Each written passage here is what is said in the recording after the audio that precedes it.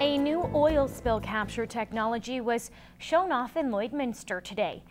Made from recycled tires, the new product series called Dreamcatcher is advertised as an environmentally conscious solution to oil spills, and it was discovered by accident. The product is designed to capture oil and trap it until it can be filtered out. It has even been used to save some animals in previous oil spill disasters. It is currently advertising the product for oil well businesses, but it hopes to sell a consumer version of Dreamcatcher in the future. Well, it's one of the biggest events of the year, Relay for Life, and it kicks off tomorrow at Bud Miller Park. Each year, hundreds of people come out to be a part of the Society's largest fundraising event, and this year 70 teams registered.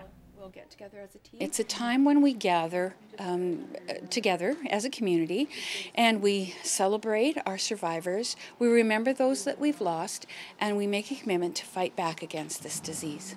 And while the number of teams registered is down from previous years, the amount of community support is stronger than ever.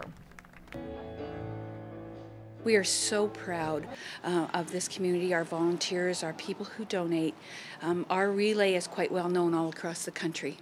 This year there will be a few extras like a 50-50 draw, a scavenger hunt, and for the first time ever a live broadcast by Lloyd FM of the luminary ceremony. We're really excited about that. So if you're sitting at home and not able to make it to the park, you can hear the ceremony. But also for those of us at the park, we line up to light luminaries, and so sometimes don't get to hear the ceremony. So by broadcasting it, we're hoping this year everyone will be able to hear. To date, almost $3 million has been raised since Relay has started here in the border city. Well, students throughout the Lakeland are getting a chance to meet a couple of reality TV show celebrities. As Clayton Brown explains, the success of two Albertans have enjoyed has prompted these small-town stars to help kids realize their own dreams. Canada's Next Top Model runner-up Lindsay Willier and So You Think You Can Dance Canada finalist James Jones have teamed up creating Dreams in Motion. We travel the country doing workshops with youth in schools, communities, youth conferences, and we focus on everything from self-esteem, goal setting, to bullying, teen pregnancy. Both Lindsay and James draw from their experiences on Next Top Model and So You Think You Can Dance to inspire younger generations to take a leap of faith. You know, naturally I'm a break dancer, and doing all the other dances and stuff was a scary thing, but it was also fun too, you know. It was fun to learn something new, and I advise anybody if there's something you're afraid of, you should try to conquer it, you know, because it'll help you build your confidence and just push farther in life. It's just a whole nother experience. It definitely taught me a lot about myself and what I'm capable of. The morning was a lot of fun for the kids, but the message still stayed strong. Everybody has the right to do something that they want, and they can always accomplish things that they've never done before, and you should never be shy to show it. I thought it was really cool because they taught us it's okay to chase your dreams and don't care what other people think about it. It's your dream, not theirs. You know, don't let success go to your head, and don't let failure go to your heart. In Cold Lake, Clayton Brown, Newcap News. This year's Arts Without Borders week-long cultural celebration starts in the border city on June 9th, filled with tons of festivities. In this week's Arts and Entertainment feature, Gerard Lampow finds out about the Mayor's celebration of the arts at the Vic Juba Community Theatre. I have the good fortune to have a couple of awards named after the Mayor's office that I help select. The nominations are in for the Mayor's Awards, and the jury has its work cut out for it as Mayor Mulligan gets set to host the Mayor's Celebration of the Arts on the evening of June 12th. The gala will see some artists drawing at the venue. We're going to see artists at work, and they're going to do some work right there during the reception, so there'll be some drawings done right while people are there. The live quick drawings will go to a silent auction to benefit an art bursary. Overall, the evening's program is packed. This will be followed by a performance by local artists, dancers, singers, musicians.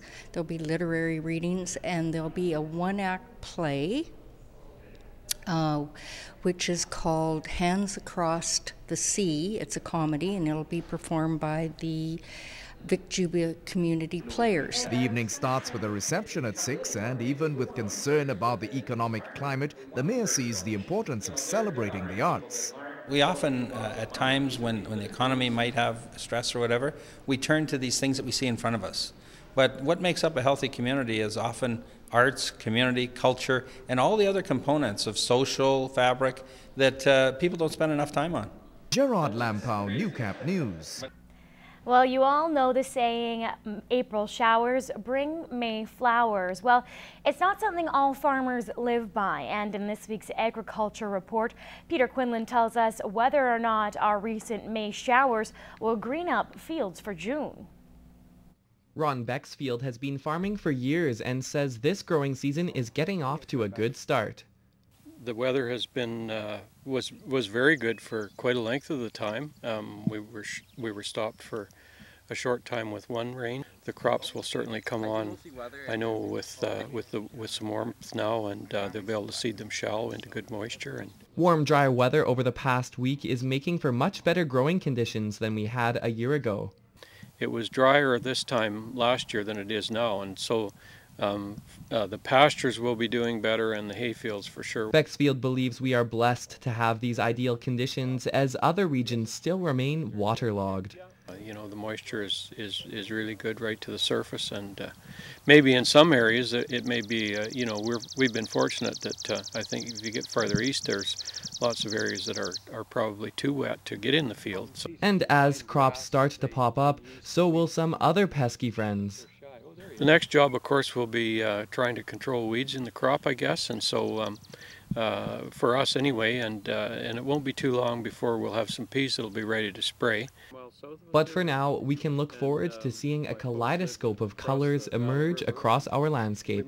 It'll be just a matter of probably a week's time. The whole countryside will really green up with all the crops coming up.